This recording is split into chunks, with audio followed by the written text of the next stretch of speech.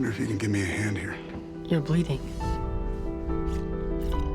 This is Frank. Who's kind enough to offer me a ride? We really can't help you. Frankly, this needs to happen. Hello and welcome to What the Flick. It's intimate this week. It's just me, Alonso Duralde, and Matt Atchity.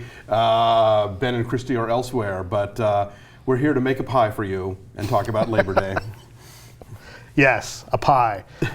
This is a movie about a woman who has emotional problems, played by Kate Winslet, living with her son, and they get kind of kidnapped or held hostage by an escaped convict played by Josh Brolin. I almost said James Brolin. Josh Brolin, who ends up in a interesting relationship. And it becomes kind of a coming-of-age story that takes place over the course of Labor Day weekend in the 80s. Let's watch the trailer. Frank Chambers, an inmate at Finchfield Prison, serving 18 years for murder. I'd be grateful if you let me stay till nightfall. If someone were to come by, it would need to look like I kidnapped you. What happened? Just know that there's more to this story than you'll see in that paper there. You know, I think if you had recast this movie with, like, you know, Dean Cain and Terry Polo and put it on Lifetime, you could call it, you know, My Captor, My Lover, and it would be the same movie.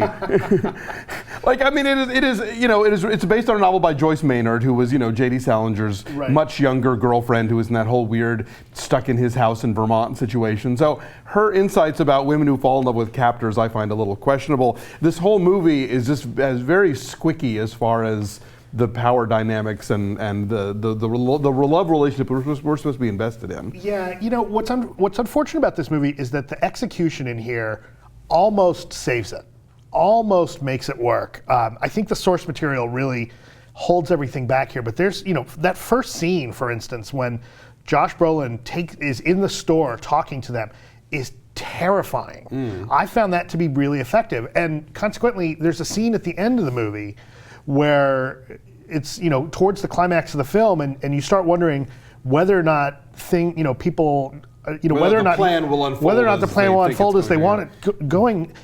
It's very effective and very tense, and there's pockets of these scenes in the movie that really work, and then there's the scene with the pie, and then there's these really schmaltzy, really misguided scenes. Yeah, where like Josh Brolin becomes the dad that the kid needs and the lover that the mom needs, and it's like he's the magical Negro, but he's the magical convict, you know. Yeah, and it's frustrating because there are, you know, 6 or 7 really solid scenes in here, and so when the movie drops the ball, because the good scenes are so good, the bad ones make you realize, like, oh God, what the hell's going on here? Well, yeah, I mean, it's directed by Jason Reitman, who's, you know, a talented guy. He did Up in the Air and Juno and Young Adult. And I just don't know that he has an affinity for this material. He's trying to do something different, and I admire that. But Robert Abel, who does the True Detective recaps with me here on What the Flick, had a great line after we saw it. He goes, he is shooting for Douglas Sirk, and he landed on Nicholas Sparks. And absolutely. And so that's kind of, it is very schmaltzy, this movie, and not in a way that's even sort of forgivably, oh, well, it's corny, it's whatever. No, in a movie from this director with, you know, top flight actors like Brolin and Winslet, you're expecting smarter and better and more insightful about the human condition. There are times where you think, you know, the way this story goes down, and that this guy takes this family hostage and then starts a relationship, they kind of sell that in certain parts of it, and that's a risky storytelling move. Sure. And I think that being able to make that work and take those risks and make that story and make that relationship honest and believable, you have to take a lot of risks to sell that. And yet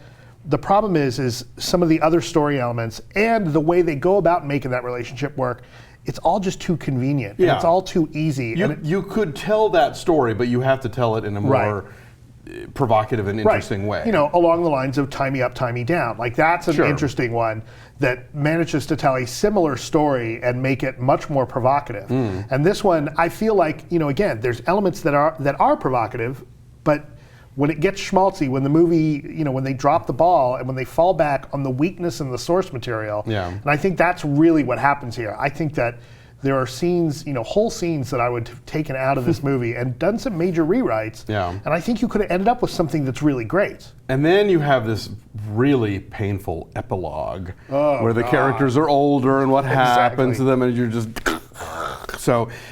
Yeah, there's a reason this movie got like the tiniest of and most hopeful of award releases in December, and is now being dumped in the latter days of January, despite the talent involved. It is not anybody's best work here. Yeah, and it's frustrating because, again, at the beginning of the movie, I'm thinking, oh, this is going to be really interesting. And then it starts to fall apart. And I just found myself getting more and more disappointed. Yeah, I mean, it's beautifully shot. It's a lot of the elements are there, like you said, but Right. it just they don't nail the landing. So, numbers, sir. 4.7. I was also thinking 4.7. This is we are boring this week because Exactly. we're agreeing on shit. So apologies for that. Our average is a 4.7. It is at a 49% on the tomato meter. Yeah. So yeah, this is probably not a movie that. Right, between this and that awkward moment, your best bet this weekend: watch the Super Bowl. Go see Frozen again. Anything, Anyway, thanks. Have a good one. We'll see you next time.